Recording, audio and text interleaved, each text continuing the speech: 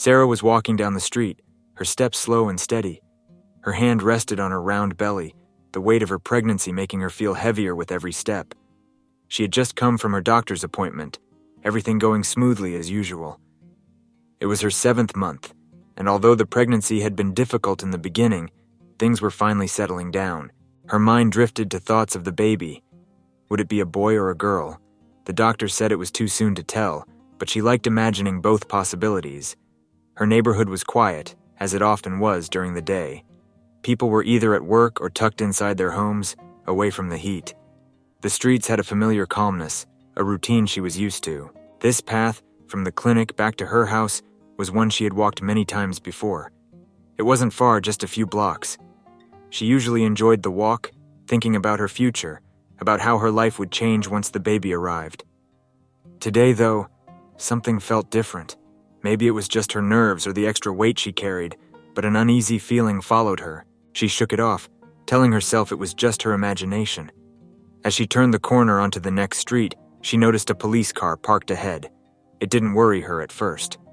Police cars were a common sight in the area, but as she got closer, she noticed the officer sitting inside was watching her. His eyes seemed to follow her movements, lingering a little too long. Her stomach tightened with discomfort, but she kept walking. She had always heard stories about things like this happening, but it was different when it was happening to her. She told herself there was no reason to be afraid. She wasn't doing anything wrong. She was just walking home from a doctor's appointment. Still, she couldn't help but feel a knot form in her chest as the officer opened his door and stepped out of the car. He was a large man, his presence intimidating. He stood by the car for a moment, his eyes still fixed on her. Sarah kept walking, trying to ignore him, but soon she heard his footsteps approaching behind her. "Hey you, stop for a second," the officer said. Sarah's heart skipped a beat. She stopped walking, turning slowly to face him. She didn't say anything at first, waiting for him to speak again. The officer stared at her for a moment, his face hard and unreadable. "What are you doing around here?" Sarah blinked, surprised by the question. "I'm just walking home," she said, her voice steady, though she felt a tremor in her chest. Before she could say anything else, the officer's eyes flickered down to her belly. His expression didn't soften. If anything, he seemed even more suspicious. Her mind raced. Why was he stopping her? What had she done to draw his attention? She had heard about this kind of thing, but she never thought it would happen to her. The officer's stance shifted slightly, his body language demanding. "I need to see your ID," he said, his tone leaving little room for negotiation.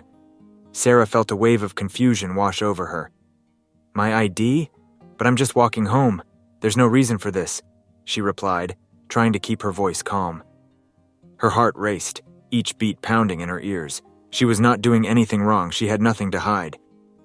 The officer stepped closer, invading her space.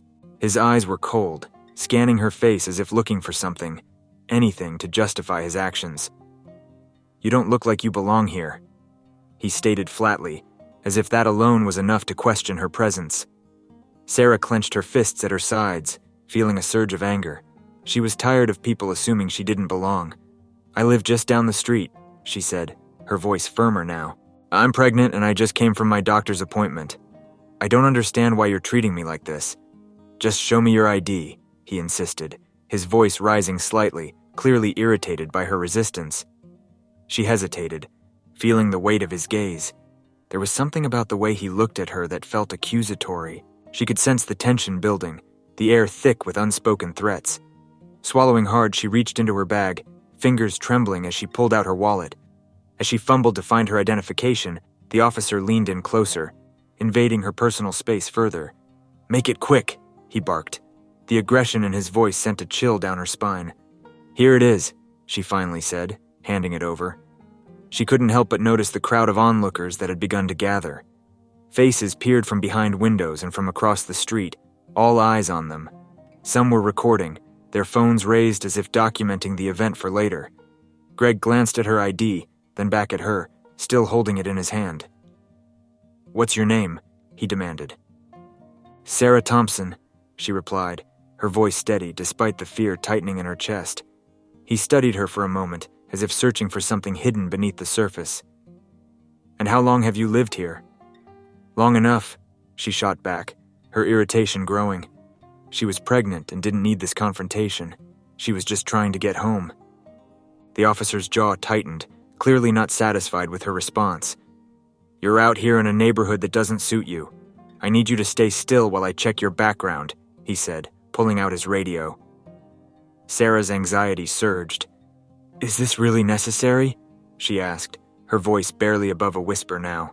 Ignoring her, he spoke into the radio, asking for her information to be run through the system. She could feel her heart racing, each second dragging painfully as she stood there, exposed and vulnerable. In that moment, all she wanted was to escape, to be anywhere but here. She felt the eyes of the crowd watching, judging, and she could sense the tension in the air rising like a storm. What would happen next? Would they take her away? All she could think about was her baby. She needed to protect her child from this chaos. The officer finally stepped back, waiting for a response from the dispatcher, his expression still hard and unyielding. Sarah stood frozen, a mixture of fear and frustration swirling inside her. She couldn't help but think that all of this was so unfair. As Sarah stood there, her mind raced with worry. The seconds felt like hours, and every tick of the clock echoed in her ears. She glanced around, searching the faces of the onlookers. Some looked concerned, while others appeared entertained by the scene unfolding before them. The feeling of being trapped washed over her. She felt exposed, as if her very existence was being questioned. The officer's radio crackled to life, breaking through her thoughts. "Stand by," a voice said, and Sarah's heart sank. She couldn't shake the feeling that this situation was spiraling out of control. The last thing she wanted was to be caught up in a police incident while pregnant. "Do you have any weapons on you?" Greg suddenly asked, his eyes narrowing. "No," she replied sharply, the indignation bubbling to the surface. "I'm 8 months pregnant. I wouldn't even be able to carry a weapon." His response was a dismissive grunt, and Sarah felt her frustration boil over. "Why are you treating me like I'm a criminal?" she exclaimed, her voice rising. "I'm not doing anything wrong. I just want to go home to my family." Greg remained unfazed.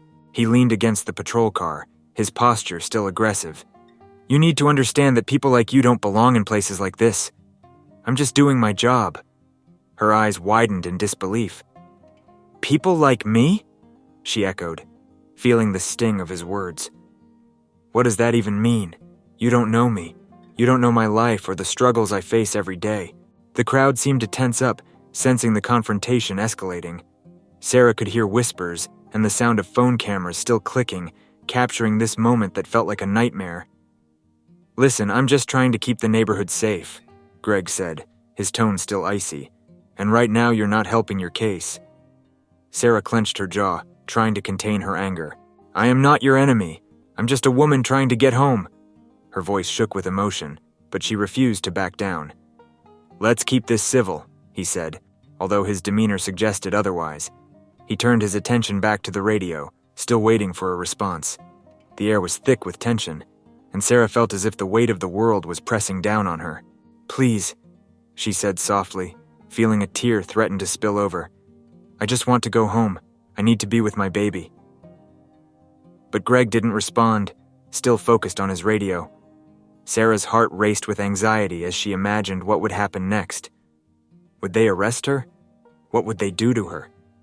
Suddenly, she heard the sound of a car screeching to a halt nearby.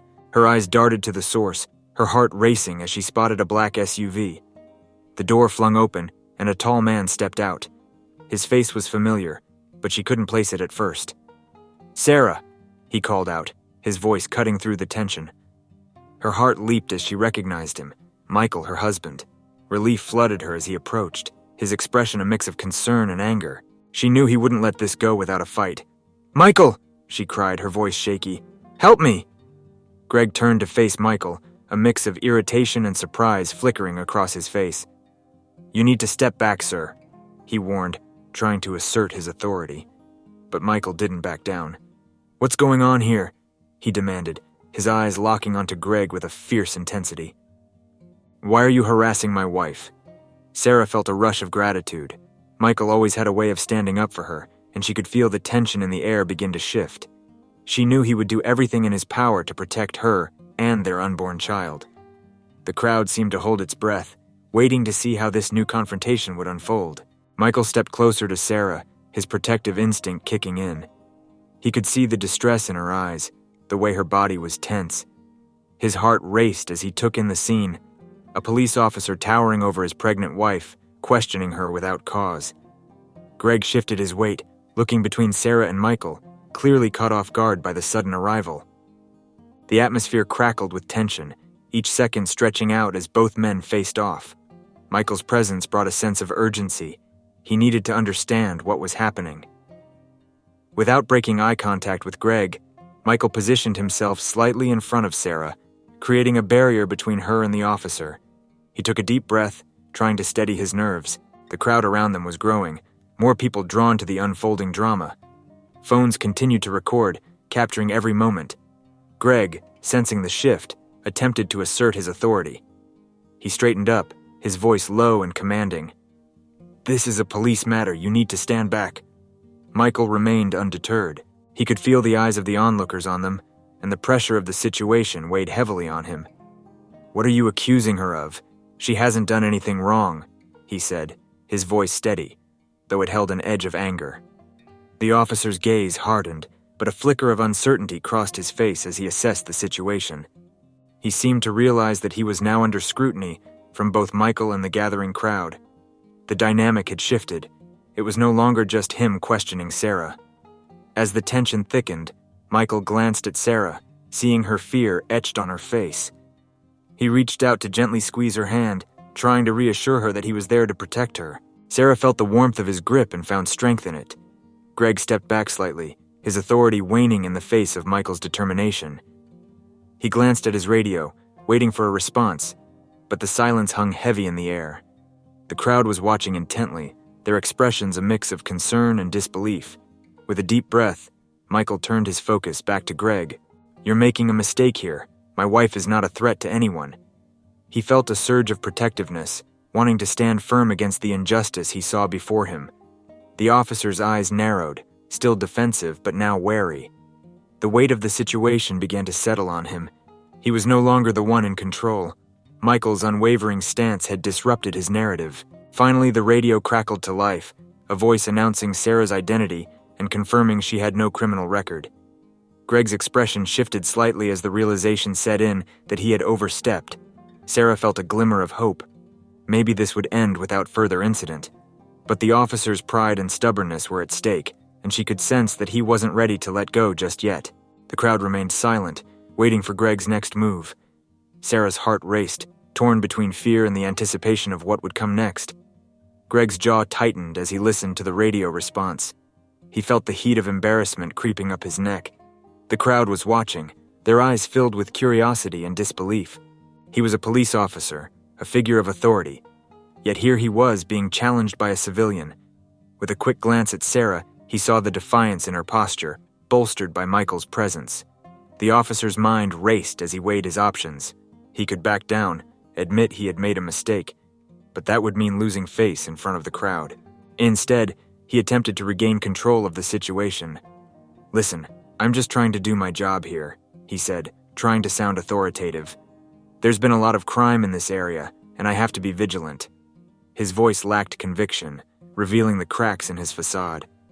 Michael shook his head, his frustration growing. "You're not being vigilant. You're being prejudiced. You see a pregnant black woman walking alone and assume the worst.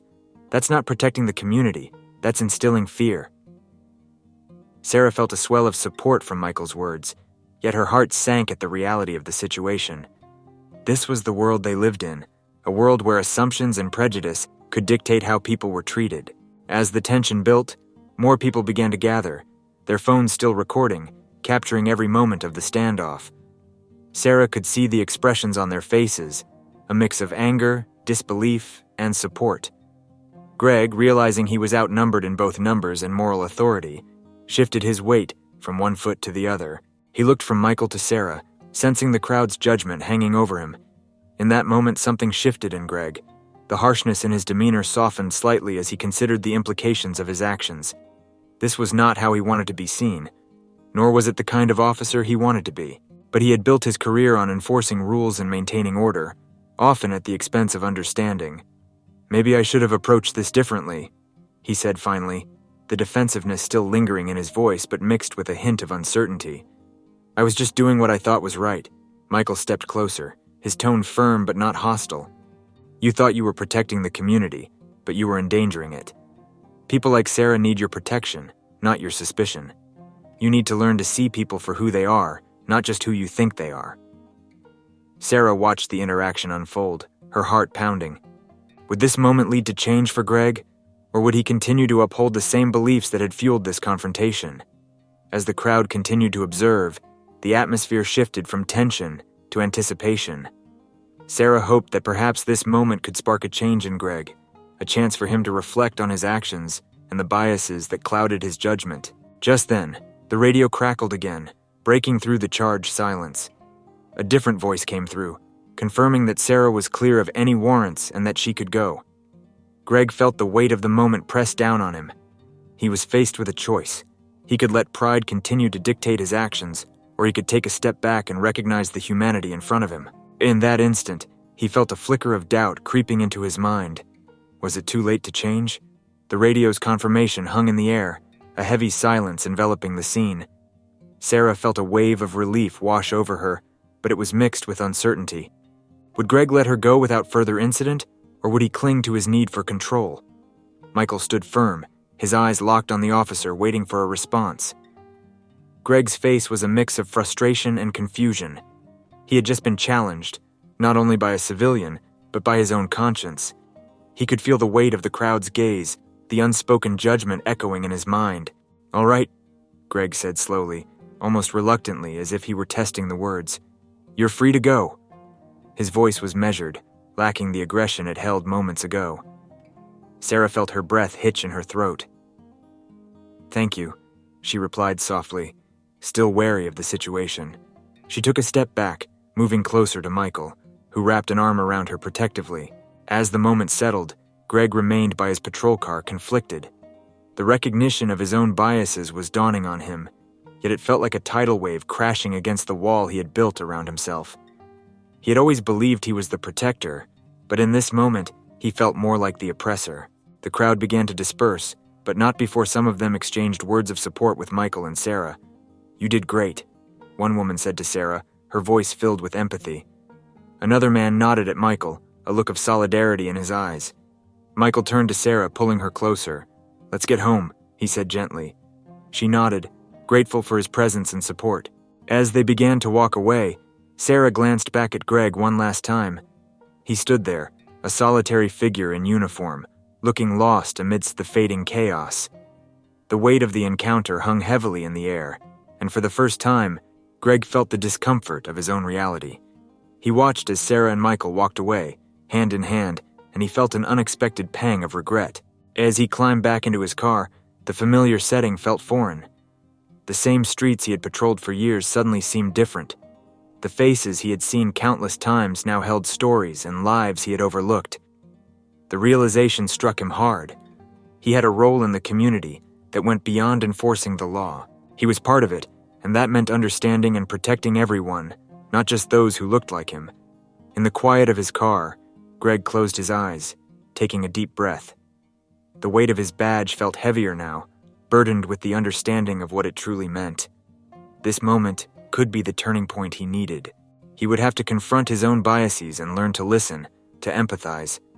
As he drove away, he resolved to change, not just for himself but for the community he was meant to serve. He knew it wouldn't be easy, but for the first time, he felt hope. A spark of desire to grow beyond the limitations he had set for himself flickered within him. The journey ahead would be long and difficult, but it was a journey he was willing to take. As Sarah and Michael walked home, the events of the day lingered in the air. The warmth of the sun began to dip behind the horizon, casting long shadows on the pavement. Sarah felt Michael's arm around her, a comforting weight that eased her racing heart.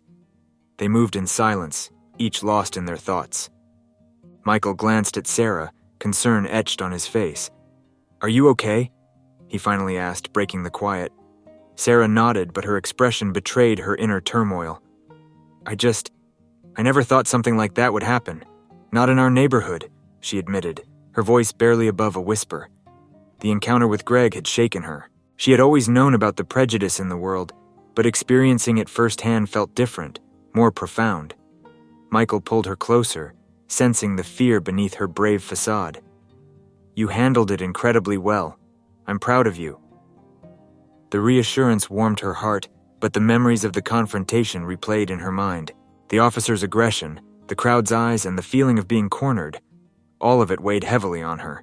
She thought of the child growing inside her, a tiny life that would soon enter a world filled with uncertainties. As they reached their apartment building, Sarah paused at the entrance, looking up at the fading sky.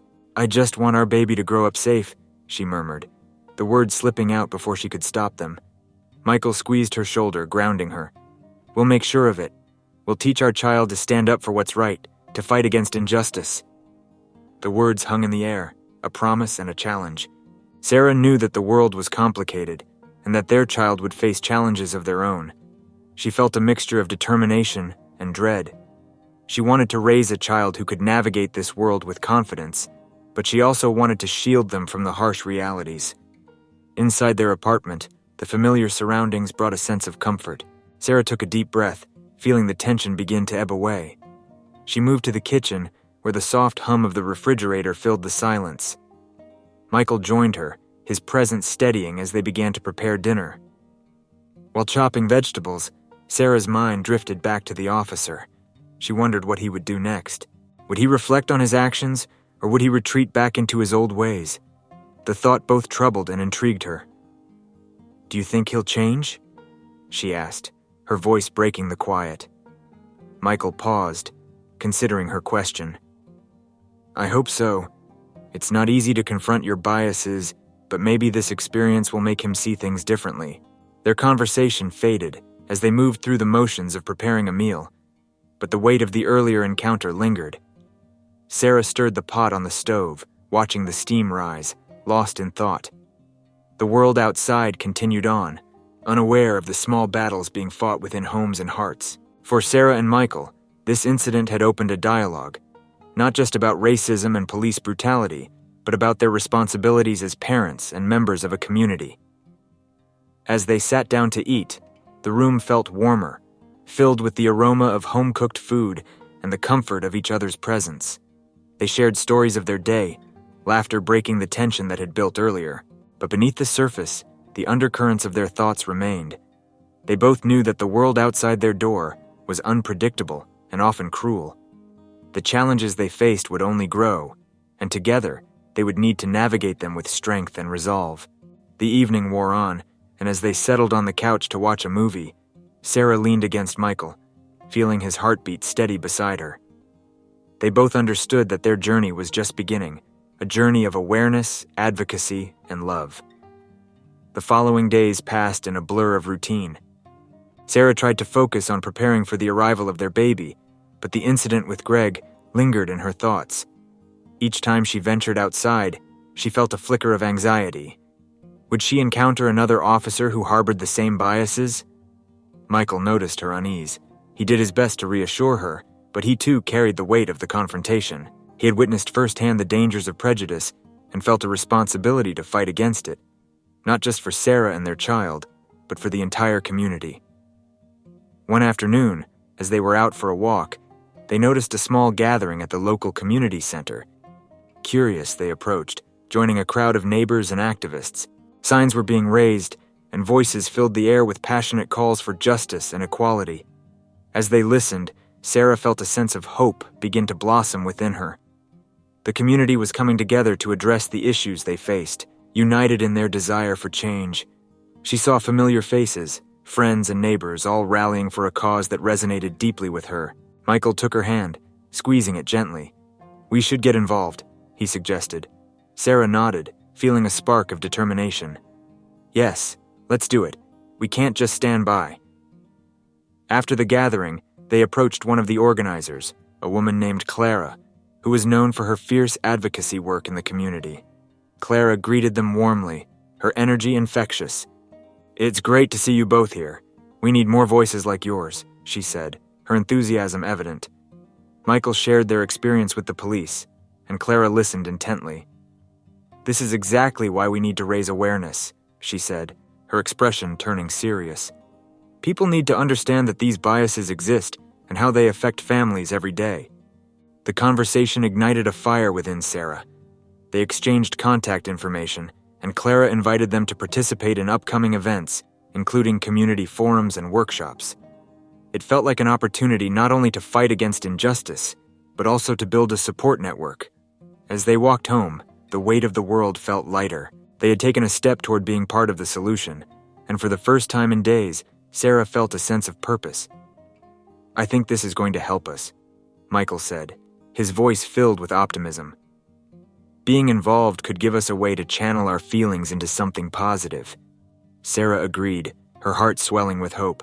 "And we can teach our child the importance of standing up for what's right. They'll grow up knowing that their voice matters." Their discussions turned to ideas for how they could contribute. Sarah suggested starting a blog or a social media page to document their journey and raise awareness about their experiences. Michael loved the idea and thought it would provide a platform for others to share their stories as well. That night, as they settled into bed, Sarah felt a sense of peace. They were no longer just passive observers of the world around them. They were becoming active participants. They would not let fear define their lives or their family. Instead, they would embrace their roles as advocates for change, one step at a time. But in the back of her mind, the memory of Greg lingered. She wondered what he was doing, how he was processing the events of that day. Would he remain entrenched in his old beliefs, or would he strive for something greater? Only time would tell. Greg's message stirred a whirlwind of thoughts in Sarah's mind. She sat on the couch, reading and rereading his words, her heart racing. Could a man who had once been so steeped in prejudice truly transform? The hope in his message was palpable, but skepticism lingered at the edges of her thoughts. That evening, Sarah shared Greg's message with Michael. They sat together, the glow of their laptop illuminating their faces. "What do you think?" she asked, her voice a mix of curiosity and apprehension. Michael leaned back, contemplating the implications. "It's a good sign, but actions speak louder than words. He has to prove he means it." Sarah nodded in agreement. "I'd like to believe people can change, but it's hard to forget how he treated me that day. Trust takes time."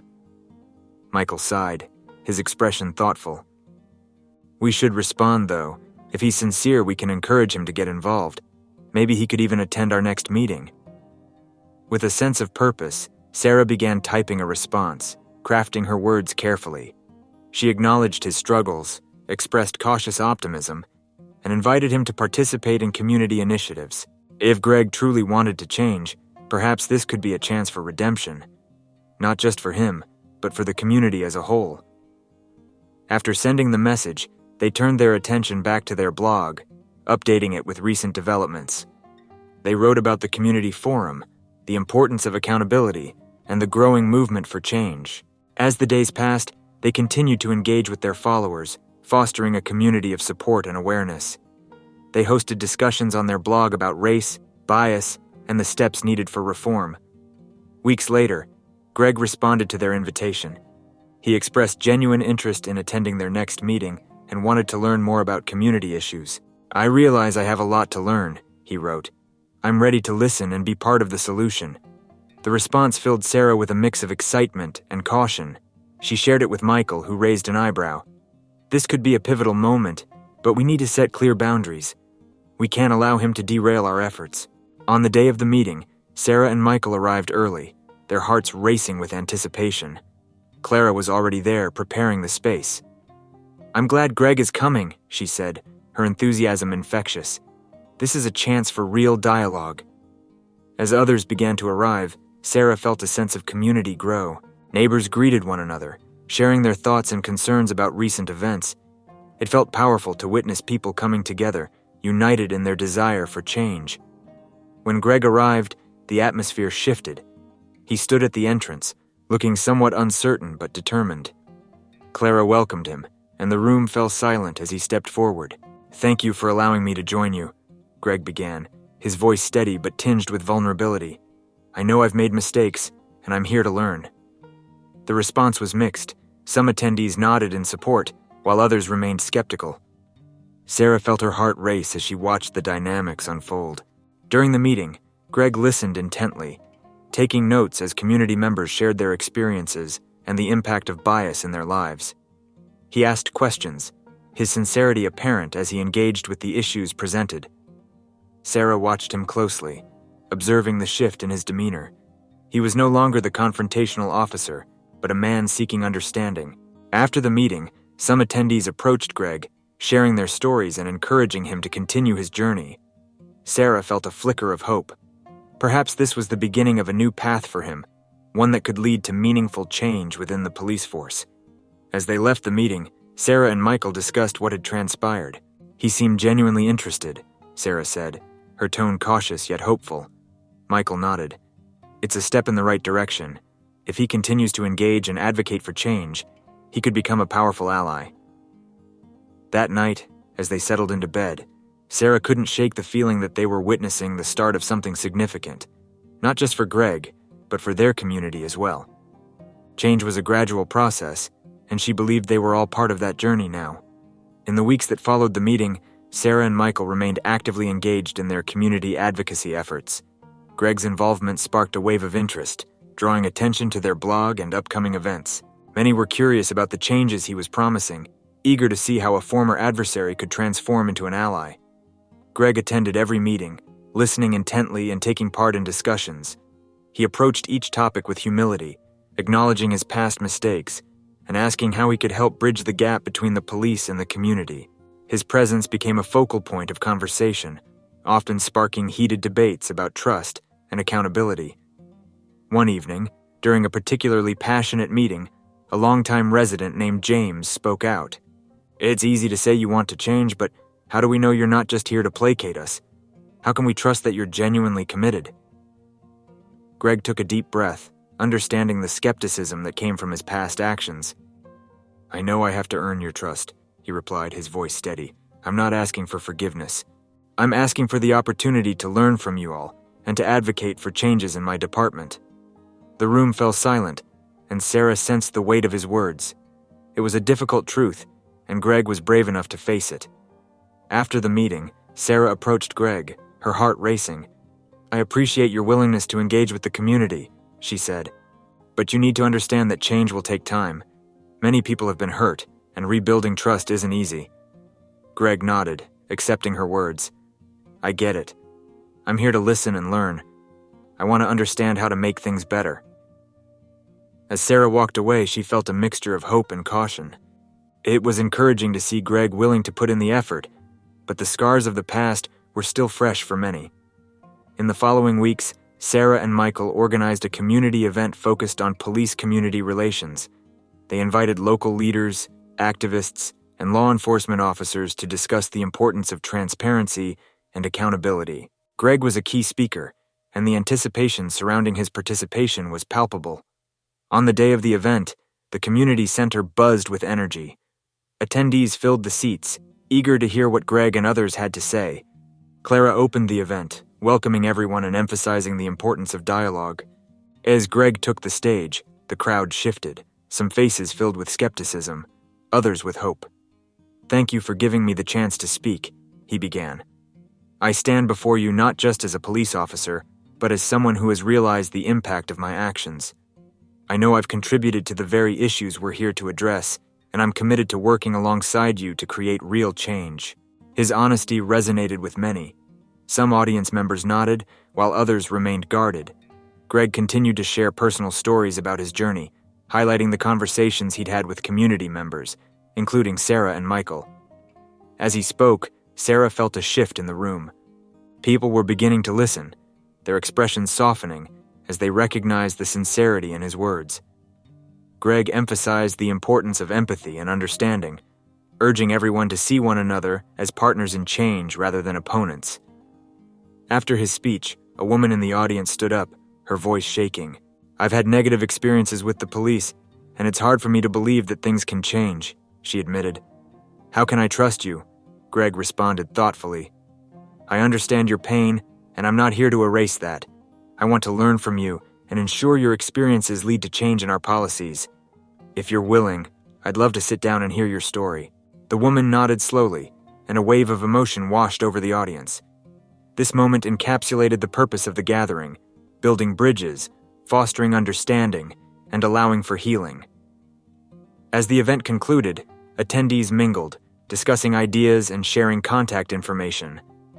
Sarah observed as Greg spoke with various community members, their conversations filled with potential and promise. Later, as Sarah and Michael left the center, they felt a renewed sense of hope. "I think today was a turning point," Michael said, his voice filled with optimism. Sarah smiled, feeling the same spark. "It's amazing to see people willing to listen and engage. Change is possible, and it's happening." As they walked home, hand in hand, Sarah reflected on the journey they had embarked upon. They were no longer just fighting against injustice, they were becoming catalysts for change, nurturing a community that could stand together against bias and prejudice. The path ahead was still uncertain, but they were ready to face it, together. The aftermath of the event left a tangible energy in the air. Sarah and Michael found themselves at the forefront of a growing movement. They were excited about the potential for meaningful change, but they also recognized the road ahead would be fraught with challenges. As they navigated this new landscape, they began to receive feedback from both sides. Community members expressing hope and officers sharing their struggles with the changing dynamics. The conversations that once took place in shadows and corners were now moving into the light, demanding to be heard. One afternoon, Sarah received a message from a local journalist, intrigued by their advocacy work. "I'd like to interview you and Michael for a piece I'm writing about community police relations," he wrote. "Your story could shed light on the ongoing changes in our city." Michael and Sarah discussed the opportunity at length. "This could help amplify our message," Michael said, his eyes bright with excitement. "If we can reach a wider audience, maybe more people will get involved." They agreed to the interview, eager to share their experiences. On the day of the meeting, a small camera crew set up in their living room. The journalist, a middle-aged man with a keen sense of empathy, introduced himself and explained his vision for the piece. As the interview unfolded, they spoke candidly about their journey, the confrontation with Greg, and their commitment to fostering dialogue. The journalist asked poignant questions, guiding them through their emotions and motivations. "Why do you think it's important for officers like Greg to be part of this conversation?" he asked, his voice steady. Sarah responded thoughtfully. "Because it shows that change is possible. It sends a message that people can learn and grow, no matter where they start." Michael added, "It's not just about pointing fingers. It's about understanding the systemic issues and working together to address them."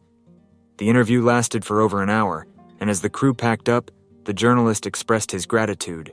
"Thank you for sharing your story. I think it'll resonate with many." As they waved goodbye, Sarah felt a wave of hope wash over her. This was another step toward making their voices heard. However, as the days passed, they also faced resistance. Social media comments began to trickle in, some supportive but others harsh and dismissive. A small faction of individuals, resistant to the idea of change, accused them of being race baiters and claimed they were exaggerating their experiences. Michael felt a pang of frustration when he read the negative comments. "Why do people have to be so unwilling to see the truth?" he asked, his hands clenched into fists. Sarah placed a calming hand on his shoulder. "We can't let them derail us. The truth is on our side, and we're not alone. Look at all the support we've received." Despite the criticism, their message continued to gain traction. They received invitations to speak at schools, churches, and community gatherings. Sarah and Michael used these opportunities to share their experiences, engage with various audiences, and foster dialogue around difficult topics. One evening, they spoke at a local high school, addressing a group of students eager to understand the world around them. As they shared their story, they encouraged the students to think critically about race and privilege, emphasizing the importance of empathy and understanding. After the talk, a young girl approached them, her eyes wide with curiosity. "How can we help change things?" she asked, her voice earnest. Sarah smiled, feeling a rush of pride. "Every small action counts. Start conversations with your friends and family. Challenge biases when you see them. You have the power to create change, no matter how young you are." Michael added, "And don't be afraid to stand up for what's right. Use your voice to speak out against injustice." The students left with newfound motivation, their excitement palpable. Sarah and Michael exchanged a glance, knowing they were planting seeds of change in the next generation. As they walked home that evening, they discussed the impact of their words. "It feels good to inspire others," Michael said, a smile on his face. "We're creating a ripple effect." Sarah agreed, her heart swelling with hope. "And we'll keep pushing forward, no matter the obstacles. We owe it to our child, and to everyone fighting for a better future." Yet as they settled into bed that night, Sarah couldn't shake the nagging feeling that not everyone would be as receptive as the students had been. She wondered how much resistance they would face as they continued their work, knowing the road to change was often paved with struggle. As Sarah and Michael continued their activism, they became increasingly aware of the tensions brewing in their community. Although many embraced their message of change, a vocal minority pushed back against it. Social media debates intensified, and protests sparked heated confrontations between opposing factions. One evening, while scrolling through their feed, Sarah stumbled upon a video clip that made her heart race. It showed a gathering of individuals rallying against police reform. The speaker, a local businessman, was inciting anger and frustration, claiming that activists were trying to destroy the police and create chaos. "This is getting out of hand," Sarah said, her voice trembling with concern. "We can't let misinformation take root like this." Michael nodded, his brow furrowed. "We need to counter this narrative. If we don't speak up, the fear and anger will only grow." They decided to respond with a well-crafted message, addressing the false claims and emphasizing the importance of collaboration between the community and law enforcement.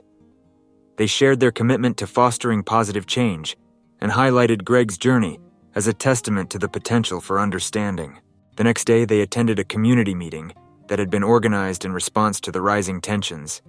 As they entered the room, they felt the palpable energy of divided opinions. People filled the seats, some wearing t-shirts supporting police, others donning shirts emblazoned with messages of justice. Clara, who was leading the meeting, opened the floor for discussion. "We're here to listen and understand one another. It's important that we have respectful conversations." As the discussions unfolded, Sarah could feel the tension simmering beneath the surface. A man stood up, his voice raised, expressing anger at the notion that police were being scrutinized. "You're blaming the officers for doing their jobs. They protect us. What about the criminals?" Greg, sitting quietly in the back, raised his hand to speak. "I understand where you're coming from, but I also believe we have to hold ourselves accountable. That doesn't mean we're against the police. It means we want to create a system that works for everyone." The crowd murmured, some nodding in agreement while others scowled. Sarah took a deep breath and stood up, addressing the room. "We're not here to vilify anyone. We're here to seek understanding and find common ground. Change can benefit us all, and it starts with listening to each other." Gradually, voices began to intertwine, some supportive, others combative. But beneath the disagreements, there was an undercurrent of willingness to engage. As the meeting wrapped up, Clara encouraged everyone to take a moment to reflect on what they'd heard. "Remember, we're all in this together. Let's keep the lines of communication open." As people filed out, Sarah felt a mix of relief and anxiety. The conversations had been difficult, but they were necessary. That night, Sarah and Michael discussed the events of the day. "It's clear we have a long way to go," Michael said, running a hand through his hair. "But I think some people are starting to understand." Sarah agreed, but felt a weight on her chest. "We have to stay strong. I fear that if we don't keep pushing, we might lose momentum." Michael nodded. "Let's keep organizing events, writing our blog, and speaking out. We need to be relentless." But as they planned their next steps, a growing unease settled in the back of Sarah's mind. She knew the road ahead would only get more challenging, and she couldn't shake the feeling that they were stirring the pot in a way that could provoke backlash. The following week, the tension in the community escalated when a group of protesters took to the streets, demanding accountability from the police. Sarah and Michael attended, feeling a mix of excitement and anxiety. The protest began peacefully, with chants for justice echoing through the streets. But as the day wore on, the atmosphere shifted. Tensions escalated, and confrontations broke out between demonstrators and counter-protesters. The situation spiraled out of control, feeling her heart race. "This is not what we wanted," she said to Michael, her voice laced with fear. "We need to ensure this stays peaceful." Michael agreed. Fellow protesters to remain calm. "Let's keep this peaceful. We want change, not chaos," he shouted, hoping to quell the rising tempers. But then, in a split second, chaos erupted. A confrontation between a protester and a counter-protester escalated into shoving, and suddenly people were shouting and pushing. Sarah felt her breath hitch as the scene devolved into confusion. "Stay close," Michael shouted, grabbing Sarah's hand as they tried to navigate the chaos. In the midst of the turmoil, Sarah caught a glimpse of Greg, trying to intervene and restore order. She admired his bravery, but fear gnawed at her. What if this situation took a turn for the worse? They pressed forward, desperately seeking safety, when they noticed a commotion near the front of the crowd. A group of police officers arrived, their presence intensifying the already fraught atmosphere. Sarah felt a wave of dread wash over her. What would happen now? As the officers moved to disperse the crowd, tensions reached a boiling point. People shouted, demanding justice, while others accused the police of overreacting. Sarah watched in horror as the situation unfolded, praying for peace, but fearing for everyone's safety. In that moment, she realized that the struggle for change was far from over. The road ahead would require courage, perseverance, and a steadfast commitment to dialogue. But as she stood there, she also knew they couldn't turn back. They had to keep moving forward. The chaos of the protest left Sarah and Michael shaken. After the police intervened, the crowd quickly dispersed, many people leaving in anger and confusion. Sarah and Michael stood at the edge of the chaos, their hearts racing as they took in the aftermath. "Did you see how quickly everything escalated?" Michael said, his voice tense. "We were trying to promote peace, and yet—" "I know," Sarah interrupted, her eyes scanning the scene. "It's like the anger in this community is a tinderbox, just waiting for a spark." As they walked away from the protest site, they felt a heavy silence settle around them. Despite their intentions, it seemed their efforts had stirred deep-rooted frustrations. That night, they received a flood of messages on their social media. Some were supportive, expressing solidarity and appreciation for their ongoing work. Others were accusatory, blaming them for the chaos that had unfolded. "We shouldn't have gone," Michael said, frustration evident in his tone as he read through the comments. "It's our fault it got out of hand." Sarah shook her head, trying to remain grounded. "We can't let ourselves be blamed for what others choose to do. We're advocates for change, not the instigators of violence." But doubt lingered in the air, settling into Sarah's stomach. She felt the pressure mounting, not just from outside sources but within their own community of activists. Some began to question their approach, suggesting they should be more aggressive in their tactics. A few days later, Clara organized a meeting to address the events of the protest and determine the next steps. The atmosphere was thick with tension as attendees shared their feelings. Some felt emboldened, insisting that they needed to escalate their efforts in light of the recent events. Others, including Sarah and Michael, advocated for a more thoughtful approach focused on dialogue and community engagement. "I know things are heated right now," Clara said, attempting to mediate. "But we must remember why we started this movement. We want lasting change, not just a reaction to anger." A young activist named Tom stood up, his voice strong. "But if we don't take a stand now, when will we? We can't just keep talking while injustice continues," Michael interjected. "I agree that we need to act, but we have to be careful about how we do it. We want people to listen to us, not turn away because of violence or anger." Sarah felt her heart race as she listened to the opposing views. It was clear the group was divided, and emotions were running high. "What if we focus on building coalitions with other community groups?" she suggested. "We could host joint events to foster understanding, rather than resorting to protests that might escalate into chaos." Some members nodded in agreement, while others were less convinced. The discussion grew heated, and Sarah felt the tension in the room rise. She understood the urgency behind Tom's words, but she also felt that the path they had taken so far had brought them some success, even if it was slow. After several hours of discussion, Clara proposed a compromise. "Let's plan a peaceful rally, but one that emphasizes dialogue. We can invite community leaders, law enforcement, and residents to share their stories. Let's show that we can come together and discuss these issues without resorting to anger." As the meeting adjourned, Sarah felt a sense of relief wash over her. The path forward was still uncertain, but they were willing to put effort into a plan that focused on understanding. In the following weeks, Sarah and Michael threw themselves into organizing the rally. They reached out to local leaders and made connections with community organizations, hoping to gather a diverse crowd. Greg continued to support their efforts, using his influence within the police department to facilitate communication and engagement. As the rally date approached, excitement mixed with anxiety. Sarah found herself constantly checking the weather and ensuring that all logistics were in place. The message they were trying to convey was important, and she wanted everything to be perfect. Finally, the day of the rally arrived. The sun shone brightly as people began to gather at the community park. Banners hung proudly, and booths were set up with information about various initiatives aimed at fostering community-police relations. Michael stood at the front, scanning the crowd. "This is amazing," he said, his eyes wide with awe. "Look at all these people coming together." Sarah smiled, her heart swelling with hope. "We're making a difference one step at a time." As the rally began, speakers shared their stories, some heart-wrenching, others inspiring. Greg took the stage, sharing his own transformation and emphasizing the importance of understanding. "I know I've made mistakes," he said, his voice steady. "But I stand here today to tell you that change is possible. We can create a safer and more just community for everyone." The crowd erupted in applause, and Sarah felt the energy shift. It was a moment of unity, a collective breath of hope amidst the struggles they faced. But as the day unfolded, Sarah sensed an underlying tension. While many attendees were engaged and open, there were still pockets of resistance, individuals who stood on the outskirts, watching with skeptical eyes. At one point during the rally, Sarah noticed a group of counter-protesters gathering nearby. Tension flickered in the air as their presence threatened to overshadow the message they were trying to convey. Michael leaned in, his expression serious.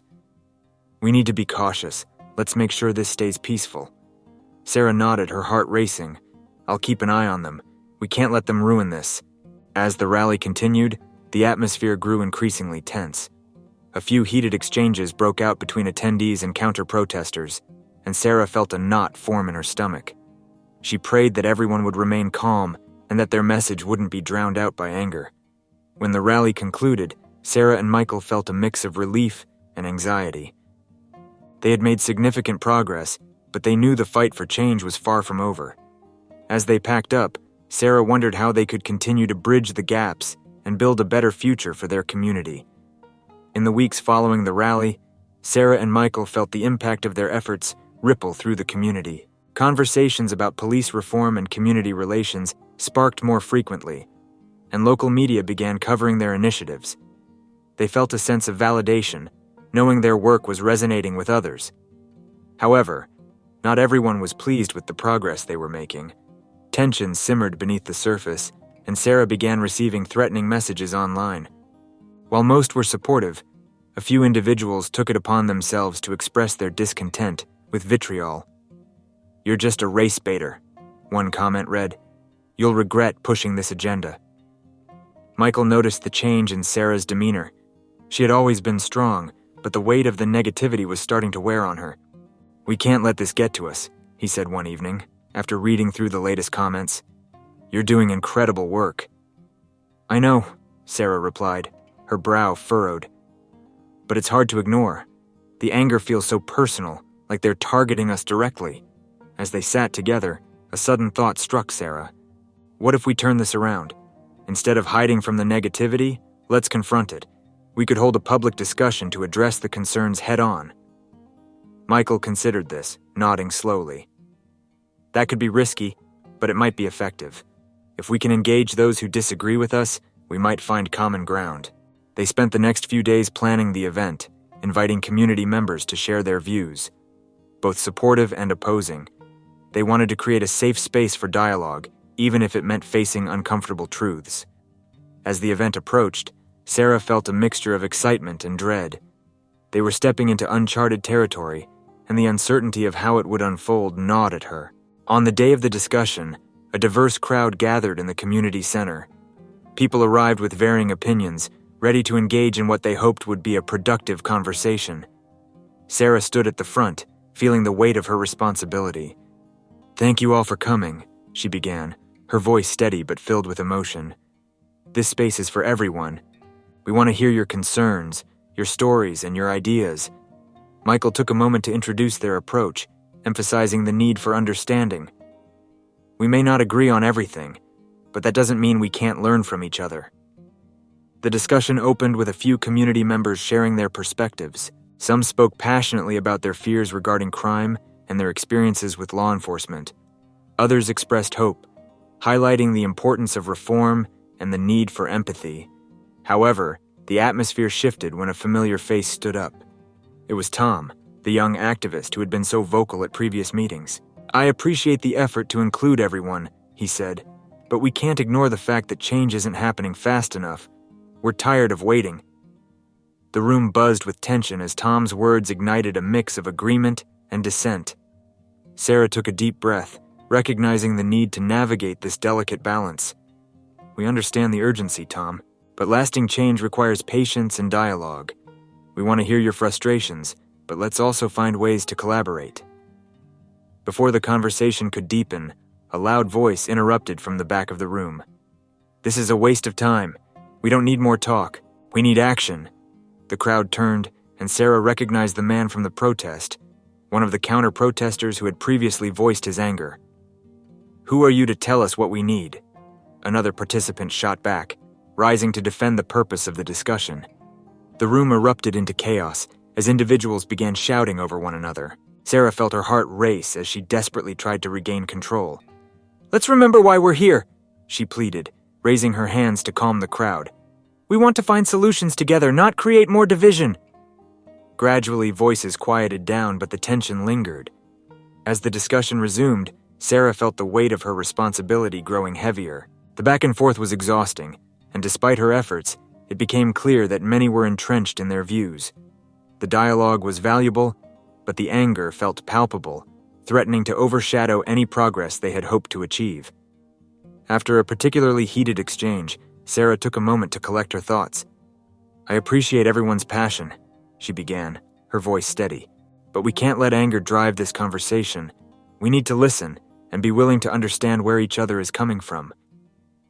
Just as she thought they were moving towards resolution, Greg stepped forward, raising his hand for attention. "I think we can all agree that emotions are running high, but as someone in law enforcement, I can tell you that I'm committed to making changes, and I want to hear your concerns directly." The room fell silent, and Sarah felt a surge of hope.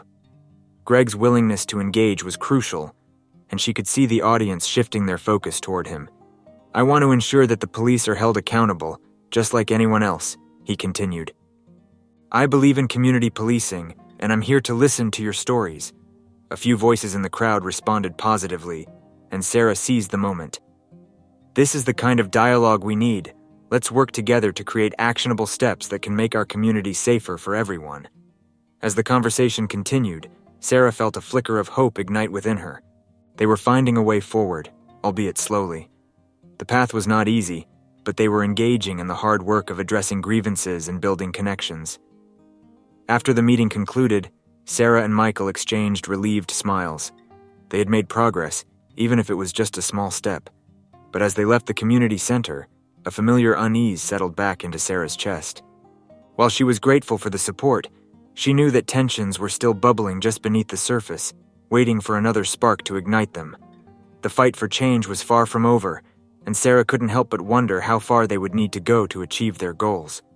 In the weeks that followed the discussion, Sarah and Michael noticed a mix of support and backlash from the community. While some residents were inspired by their efforts, others felt threatened by the idea of change.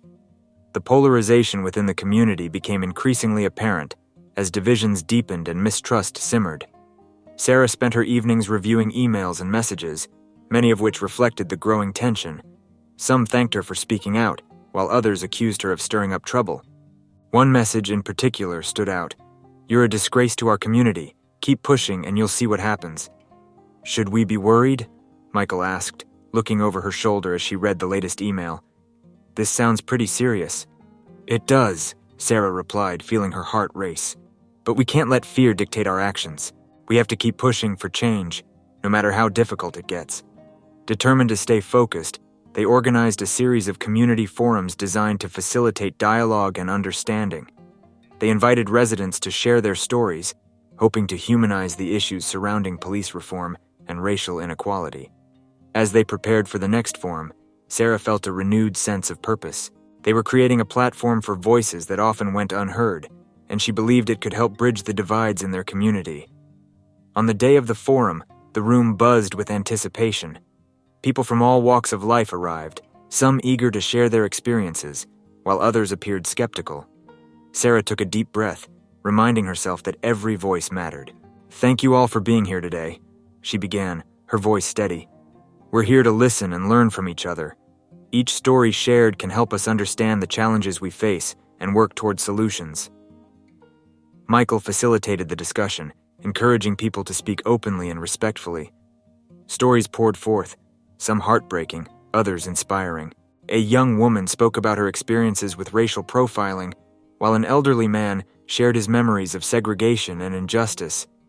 But as the dialogue continued, a familiar face emerged from the crowd, the same man from the previous meeting who had interrupted. "This is all well and good," he said, "but what about our rights? We're tired of being blamed for everything that's wrong in this city." A murmur of agreement rippled through some attendees, while others shifted uncomfortably in their seats. Sarah felt the tension rise once again. "We're not blaming anyone," she said, trying to diffuse the situation. "We're here to understand the issues and find common ground." "Common ground?" he scoffed. "How can we find common ground when you're calling us racists and criminals?" The atmosphere turned electric as voices clashed. Michael stepped in. "Let's remember we're here to listen. Everyone's experience is valid and we need to be open to understanding each other." Despite their best efforts, the discussion quickly spiraled into chaos, with shouting and accusations flying back and forth. Sarah felt the weight of the room closing in on her, her heart pounding as she fought to keep the dialogue civil. After several attempts to regain control, she stood tall and declared, "This isn't helping anyone. We need to take a step back, breathe, and approach this with respect." Gradually, the room quieted, and Sarah felt a mix of relief and exhaustion. They had barely scratched the surface, and the anger in the room was still palpable. When the forum concluded, Sarah and Michael shared a quiet moment outside, processing what had just occurred. "I thought we were making progress," Michael said, his voice heavy with disappointment. "I did too," Sarah replied, her gaze distant. "But I think the divisions in this community run deeper than we realized. People are scared, and fear makes them defensive." Over the next few days, Sarah couldn't shake the feeling that they were in over their heads. They were trying to create change in a community that was fracturing, and every step forward seemed to ignite more resistance. Then came an unexpected call that sent Sarah's heart racing. It was Greg, his voice tense. "Sarah, I think we need to talk. There are some things happening that you should know about." They met at a local coffee shop, the air thick with unease. Greg's expression was grave as he leaned in. "I've heard some troubling things from my colleagues in the department. There are rumors of plans to counter your initiatives, and they're not coming from the community. It's internal." "What do you mean?" Sarah asked, her stomach dropping. "There are some officers who feel threatened by your activism," Greg continued. "They believe you're undermining their authority and are planning to take action against you and the movement." Sarah's heart raced at the implications. What kind of action? This could get dangerous. "I'm not sure yet," Greg admitted, his brow furrowed. "But I think you need to be cautious. They might try to discredit you or make you seem like the enemy." "Do you think they'll go as far as making arrests?" Michael interjected, worry etched on his face. "It's possible," Greg said, his voice low. "But I'll do everything I can to protect you. Just keep your head down for now and stay out of trouble." As they left the coffee shop, Sarah felt a mix of anger and fear boiling inside her. The fight for justice was becoming a personal battle, and she realized just how much was at stake. "How can we keep pushing for change when it feels like the system is against us?" Michael asked, his voice thick with frustration. "We keep fighting," Sarah replied, determination igniting within her. "We can't let fear stop us. We need to rally support and make sure our voices are heard. This is our community too, and we deserve to be part of the conversation." As they strategized their next steps, Sarah couldn't shake the feeling that they were teetering on the edge of something monumental. Whether it would be a breakthrough or a breakdown, she couldn't yet tell. But one thing was clear. They were all in this together, and the fight was far from over. In the days that followed their meeting with Greg, Sarah and Michael became more vigilant. They continued to attend community events, but a sense of unease lingered in the air. Conversations about the initiatives they were working on took on a different tone as more people began to voice their concerns openly. As they prepared for another community forum, Sarah noticed that attendance was dwindling. Many who had previously engaged with enthusiasm now seemed hesitant. Rumors had begun to spread, and fear was clouding the atmosphere. "We need to do something to reignite interest," Michael suggested during their planning session. "Maybe we could hold a panel discussion featuring local leaders and activists. It could draw in a crowd." "Good idea," Sarah agreed. "But we also need to address the rumors head-on. If people think we're undermining the police or threatening their safety, we need to clarify our message." They decided to invite a local journalist to cover the panel, hoping media presence would encourage more attendees. The day before the event, Sarah spent hours reaching out to community leaders, asking them to share their experiences and insights. Finally, the night of the panel arrived. Sarah stood in front of the audience feeling a mix of hope and anxiety. The room was filled with a diverse crowd, but the tension was palpable. She knew that everyone present had their own agendas and beliefs, and the stakes felt higher than ever. "Thank you all for being here tonight," Sarah said, her voice steady as she addressed the crowd. "This space is meant for open dialogue. We want to hear your concerns and discuss how we can work together for a better future." The panelists included a mix of police officers, activists, and community leaders. As they began sharing their perspectives, Sarah felt a sense of optimism, hoping the discussion would bridge some of the divides. However, as the night progressed, it became clear that not everyone was there for constructive dialogue. A few individuals in the audience started to interrupt, raising their voices and challenging the panelists. "This is just a bunch of talking heads," one man shouted. "What real change have you brought to the community?" Sarah felt her heart race as the situation escalated. "Let's take a moment to remember why we're here," she urged, trying to bring the conversation back on track. "This is about finding solutions together, not just pointing fingers." Despite her efforts, the interruptions continued, fueled by anger and frustration. It was evident that some members of the community felt sidelined and were looking for a way to voice their dissatisfaction. As the panel concluded, Sarah sensed that the frustration had not subsided. The evening had revealed the deep-seated divisions that still existed, and she felt a heavy weight on her shoulders as she looked around the room. When the event wrapped up, Sarah and Michael stayed behind to talk with attendees, hoping to address their concerns directly. Many expressed feelings of fear regarding their safety, voicing concerns about police presence and rising crime rates. "I understand where you're coming from," Sarah said to one attendee, "but we're not trying to take away the police's authority. We're advocating for accountability and better community relations." Yet, despite her reassurances, she could see the doubt in their eyes. The disconnect felt insurmountable, and the fight for unity was growing increasingly difficult. As the weeks went on, tensions continued to rise. Sarah received more threats online, and Michael was approached by a few skeptical community members who questioned their intentions. The evening before another community forum, Sarah received a phone call from Greg.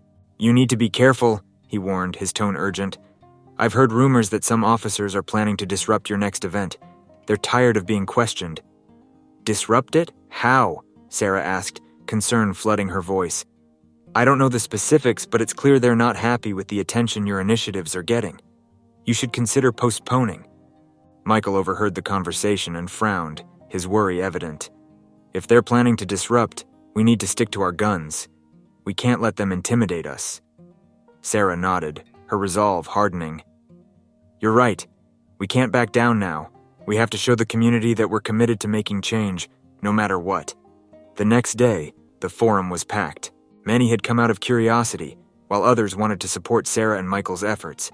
As they began, Sarah noticed several officers sitting in the back, their expressions unreadable. She steeled herself, ready to face whatever might come. "Thank you all for being here," she began. "Today we're going to discuss the challenges we face as a community and how we can work together to overcome them." As the forum progressed, Sarah felt tension in the air, but she focused on creating an atmosphere of openness. She encouraged attendees to share their stories and concerns, believing that dialogue could heal wounds. However, as the discussions continued, the mood shifted. A group of officers, led by a particularly vocal one, began to interject, challenging the narratives shared by community members. "This is nothing but misinformation," he shouted. "You're painting us all with the same brush." The crowd stirred, and Sarah felt her heart race. "That's not our intention," she replied, struggling to maintain control. We're here to discuss the issues and seek understanding." The officer continued to argue, drawing lines in the sand that deepened the divide. Tensions escalated, and Sarah realized they were teetering on the brink of chaos.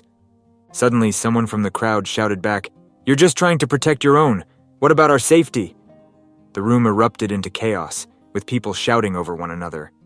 Sarah stood at the front, her heart pounding, desperate to regain control of the conversation.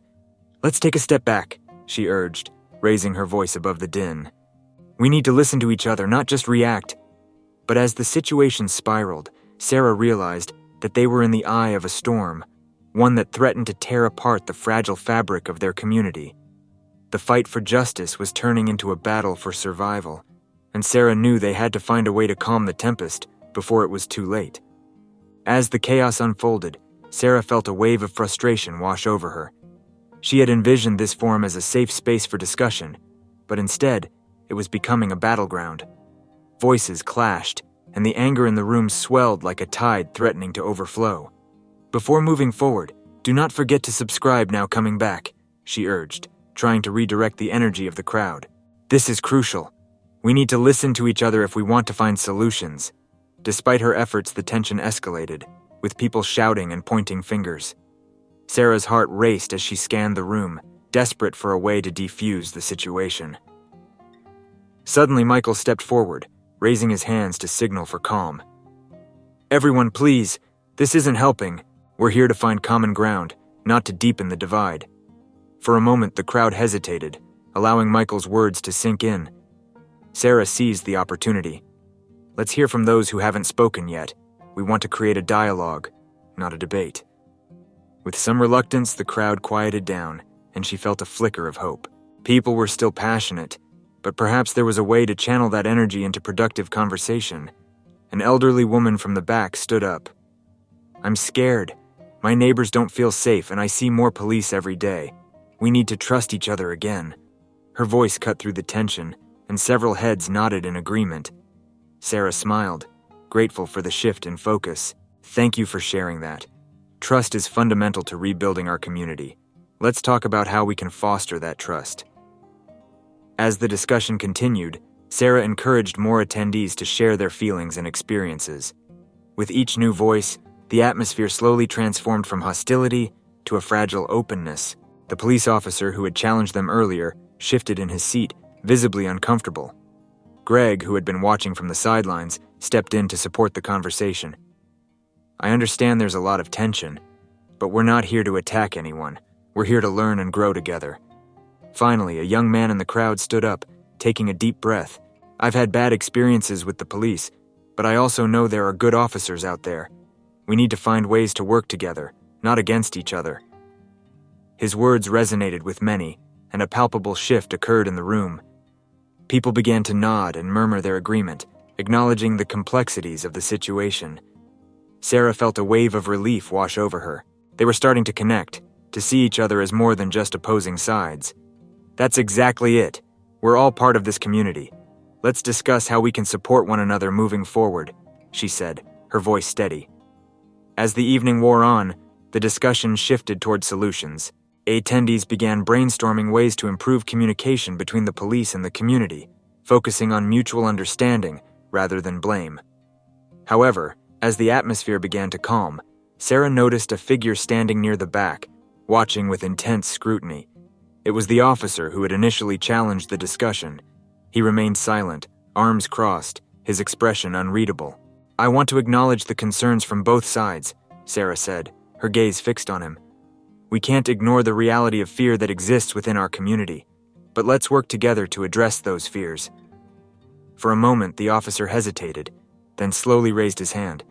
"I appreciate what you're trying to do here, but we need to remember that not all officers are the same. It's easy to point fingers, but we're trying to do our jobs too." His admission caught the crowd off guard. Sarah felt the shift in the room, the tension easing as people began to see the humanity in each other. "Thank you for sharing that," she said, genuinely grateful. "We're not here to vilify anyone. We're here to create a dialogue that fosters understanding." As the forum came to a close, Sarah felt a mix of exhaustion and hope. While they hadn't solved every issue, the conversation had opened new pathways for understanding. People were beginning to recognize that change was possible through collaboration.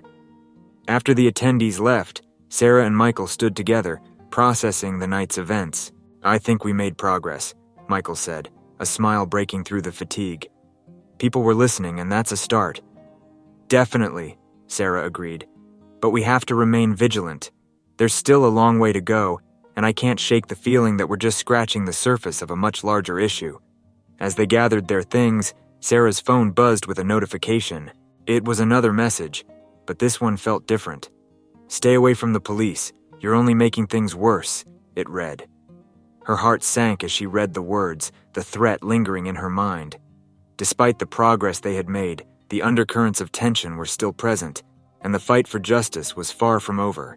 "I think we need to be cautious moving forward," Michael said, glancing at the message over her shoulder. "This isn't just about us anymore. It's about the community as a whole." "I agree," Sarah replied, determination rising within her. "We won't back down. We'll keep pushing for change no matter what obstacles lie ahead." With a sense of renewed purpose, they left the community center, ready to continue their fight for justice, fully aware of the challenges still waiting in the shadows. As Sarah and Michael walked home from the community center, a feeling of unease hung in the air. The threats loomed over them like storm clouds, casting a shadow on the progress they had made. The energy from the forum still pulsed within them, but the reminder of resistance and hostility was a harsh contrast to their hope. "I can't believe the audacity of that message," Michael said, his voice low. "It's like they want to intimidate us into silence." "It's frustrating," Sarah replied, clenching her fists. "But we can't let fear dictate our actions. We've come too far to turn back now." That night, Sarah lay awake, her mind racing with thoughts of their community and the challenges ahead. They had started a movement, but it was clear that the path to change was fraught with danger.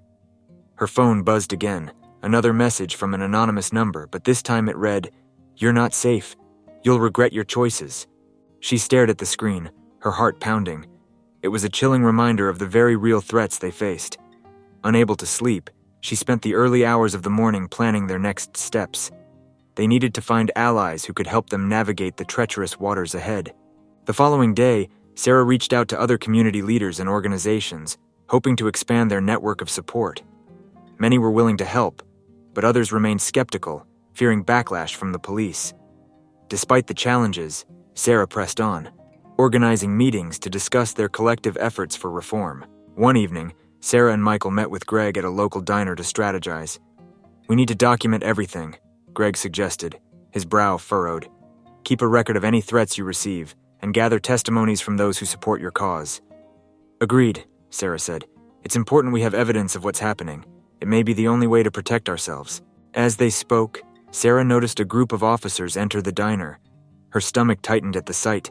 They were laughing, clearly enjoying their evening while she felt the weight of their hostility hanging over her. "We should probably leave," she whispered to Michael. "Let's just stay calm," he replied, his eyes flicking to the officers. "We're not doing anything wrong." As they finished their coffee, the officers began to approach their table. Sarah's heart raced. "We're just trying to have a conversation here," she said, trying to maintain her composure. One of the officers, a tall man with a hardened expression, leaned over. "You think you're making a difference, don't you?" he said, his voice dripping with sarcasm. "You really think the community cares about your little campaign?" Michael stood up, ready to defend them, but Sarah placed a hand on his arm. "We're not here to argue," she said, her voice steady. "We're just trying to have a conversation about how to improve our community." The officer chuckled, looking around at his colleagues. "You'll see. Change doesn't happen overnight, and it certainly doesn't happen by spreading lies." With that, he turned and walked away, leaving Sarah feeling unsettled. "They're just trying to provoke us," she said, trying to shake off the encounter. The following week, the tension escalated further. Reports began to surface of officers targeting activists, pulling them over for minor infractions, and issuing citations. Sarah received a call from a friend who had been stopped for no apparent reason, his frustration palpable as he recounted his experience. "They're trying to scare us into submission," he said angrily. "I don't know how much longer I can take this." Sarah's resolve deepened. "We can't let them win. We need to mobilize our supporters and show the community that we won't back down." That weekend, They organized a rally, inviting residents to come together in solidarity. Sarah hoped it would be a turning point, a way to demonstrate that the community was united against injustice. As they prepared for the rally, Sarah and Michael worked tirelessly to spread the word, using social media and word of mouth. They created flyers and reached out to local businesses for support. The turnout would be crucial. They needed to show that their movement was not just a fleeting moment, but a collective call for change. The day of the rally dawned bright and clear, a stark contrast to the anxiety brewing within Sarah. She felt a mix of hope and fear as she looked out at the crowd that had gathered in the park. People from different backgrounds were coming together, holding signs and chanting for justice. Before moving forward, do not forget to subscribe now. Coming back, Sarah urged the crowd, reminding them of the importance of solidarity. This is our moment to stand up for what we believe in. As the rally commenced, Sarah took the stage, feeling the energy of the crowd surge. She spoke passionately about the need for accountability and reform, sharing stories of those who had faced injustice at the hands of the police. But as she finished her speech, she noticed a group of officers watching from the sidelines. Their presence was a chilling reminder of the dangers they faced. The atmosphere shifted, and Sarah felt a knot of fear tighten in her stomach. Just as the rally reached its peak, chaos erupted. A loud commotion broke out as the officers moved in, pushing through the crowd. Sarah's heart raced as she realized they were attempting to disperse the gathering, citing public disturbance. "Stay calm. Everyone stay together," Michael shouted, his voice carrying above the chaos. The crowd surged as people began to shout, demanding to be heard. Sarah stood at the front, trying to maintain order amidst the rising tension. "Let us speak!" someone yelled, anger bubbling over. The officers continued to advance, their expressions stern. Sarah felt a surge of determination. "We have a right to be here. This is our community," she shouted, rallying the crowd to stand firm. As the confrontation escalated, Sarah felt the heat of the moment engulf her. She realized that they were not just fighting for their voices to be heard, they were standing up against a system that sought to silence them. In that moment, she knew they were at a crossroads, a defining moment that could either lead to greater understanding or further division. And as the tension reached a boiling point, Sarah felt a renewed sense of purpose surge within her. They would not be intimidated. They would fight for their right to be heard, no matter the cost. The standoff between the crowd and the officers intensified as voices grew louder. Sarah felt adrenaline coursing through her veins, propelling her forward. "This is about more than just today," she shouted, her voice ringing out with conviction. "It's about our future, our families, and our community. We won't let fear silence us." As her words resonated through the crowd, a few people began to chant, their voices united in a powerful echo. "We will not be silenced. We will not be silenced." The energy shifted as more attendees joined in, standing shoulder to shoulder, their resolve solidifying. Michael stepped beside Sarah, a determined look in his eyes. "We need to show them that we're serious about change," he said, raising his fist in solidarity. "Absolutely," Sarah replied, feeling the weight of the moment. "If they want to silence us, they'll have to do it against all of us together." Suddenly, the lead officer, the one who had confronted them at the diner, stepped forward. "This rally is a public disturbance," he announced, his tone authoritative. "You need to disperse immediately." "Or what?" Sarah challenged, stepping closer, her heart pounding. "You'll arrest us for exercising our right to speak out?" The officer hesitated, caught off guard by the sheer determination radiating from the crowd. In that moment, Sarah recognized a crack in the officer's facade, a flicker of uncertainty. "Let us speak," she urged, her voice softening, yet still firm. "This is our community. We deserve to have our voices heard without fear of retaliation. We want to work with you, not against you."